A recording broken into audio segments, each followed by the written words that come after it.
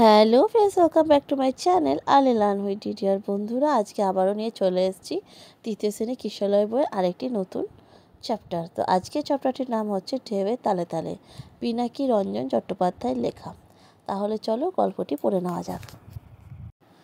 জল কেটে এগিয়ে চলছে অ্যাংরে, চারধারে পাহাড়ের মতন ঢেউ। ডিউক বলল, আমরা আস্তে আস্তে ভারত মহাসাগরের দিকে এগিয়ে চলেছি।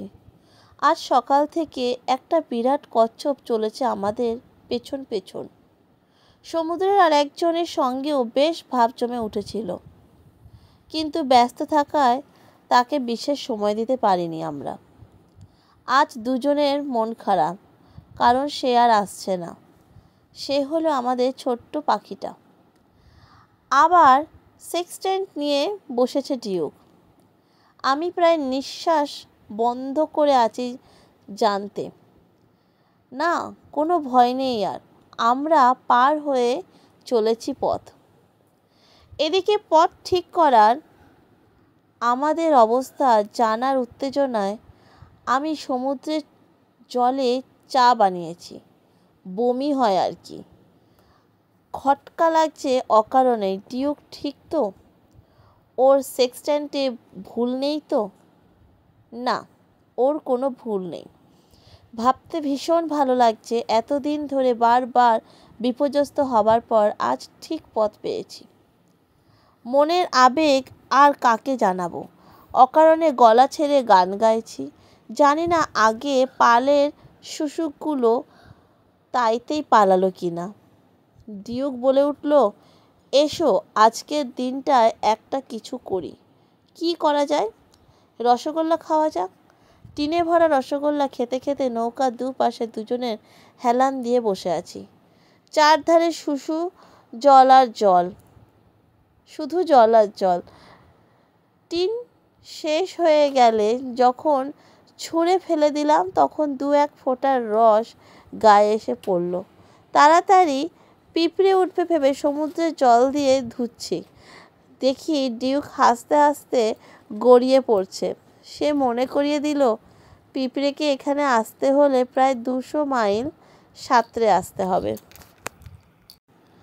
দুপুরের পেট ভরে খেয়ে খুব দাঁত টানা হয়েছে। এখন অ্যাংরে হু হু করে অনুকূল স্রোতে এগিয়ে চলেছে আন্দামানের পথে। দাঁড় থামালেও স্রোতের টানে আমরা ভেসে চলেছি দক্ষিণ পূর্ব কোণে। ঘুম ভেঙেই মনে পড়ল আজ আমি রান্না করব। কথাটা ভেবেই বেশ খারাপ লাগছে। এই একটা অসহ্য ব্যাপার। আমাদের অবস্থা বার করা হলো, বেশ ভালোভাবেই এগিয়ে চলেছি। এখন নৌকার যা অগোছালো অবস্থা, কোথায় যে কি আছে আর মনে নেই।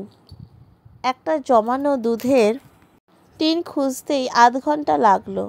ঢেউয়ের তালে এগোনোর পথে আর একটা কচ্ছপের সঙ্গে দেখা। ধীরে সুস্থে সাঁতরে চলেছে পিছনে পিছনে। ভয় শুধু আরেকটু বন্ধুত্ব পাতাতেই ও যদি জালটা মুখে করে কামড়ে ধরে, তাহলেই কেলেঙ্কারি। হাতের কাছে একটা টর্চের ব্যাটারি ছিল, তাক করে সজোরে ছুঁড়ে মারলাম।